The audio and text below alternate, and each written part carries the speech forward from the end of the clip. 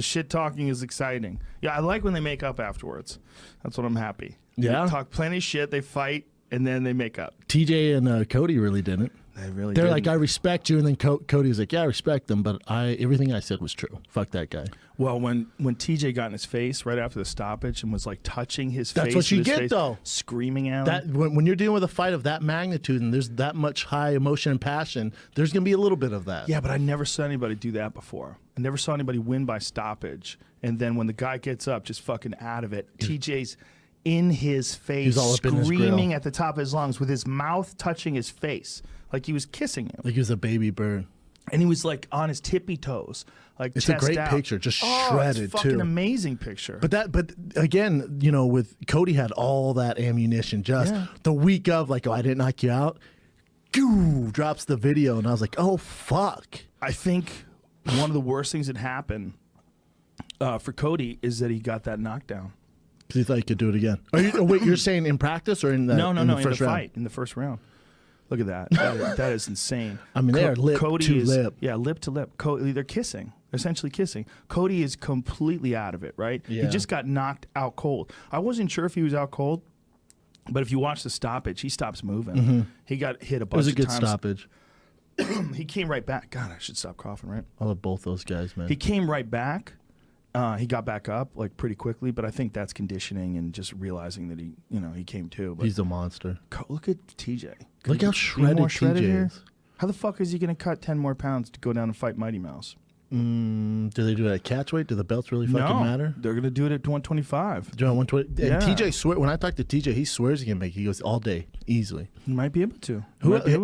Hey, Mighty Mouse, who else are you going to fight? Well, if he gets a Mike Dolce behind him or a George Lockhart or one of those weight cutting specialists, here he has someone. He does? He has some new guy who's a monster. That's why he looks like that right now. He has some new guy that he moved to California for. If you get a guy who's a weight cutting expert, I bet he could probably do it. Oh, he'll do it for sure. He wanted to do it originally. He was already making the cut when he thought it was going to happen. He goes, it's no problem for me. He was very disappointed in that fight, and I see his point, but I also see Mighty Mouse's point. Mighty Mouse's point is, look, what if TJ doesn't make the cut and then I lose the fight? Look, what if he doesn't make the weight and then I lose the fight to him? He's like, that's a big deal. And I don't set the record. Yeah, he wanted to set the record. The record was giant to him.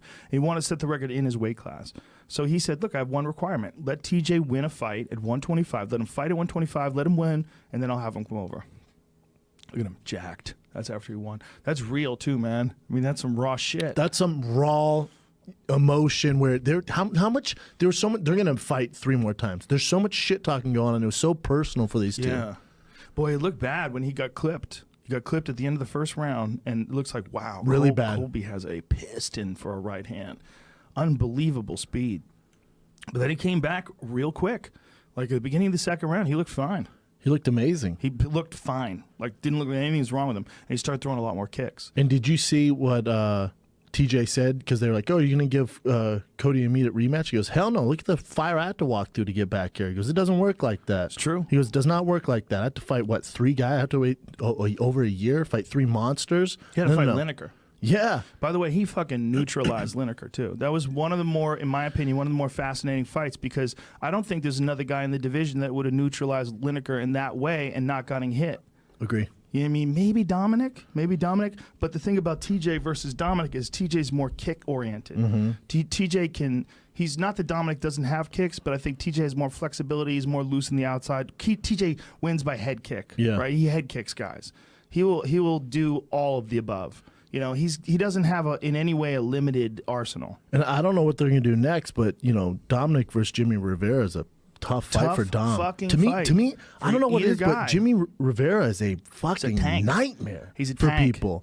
He's undefeated. He kind of mopped the floor with Uriah Faber. Like, he's no joke, man. Dude, he's flying under the kick. radar, but yeah, he is. And his head is twice as big as either one of us. He's a tank at that weight class. And his low kick, that everyone's doing, that below the calf kick or the calf kick, god damn, that is a debilitating kick. That dude's my dark horse. No one's really talking about him. I'm like, God, he's a Tiger Schulman guy. Yeah. You know, when I was in the martial arts in New York and like that area, Tiger Schulman had like a whole chain of karate schools. And I'm sure they did competitions and stuff. I'm pretty sure. But no one ever would have thought they would become like a powerhouse for MMA.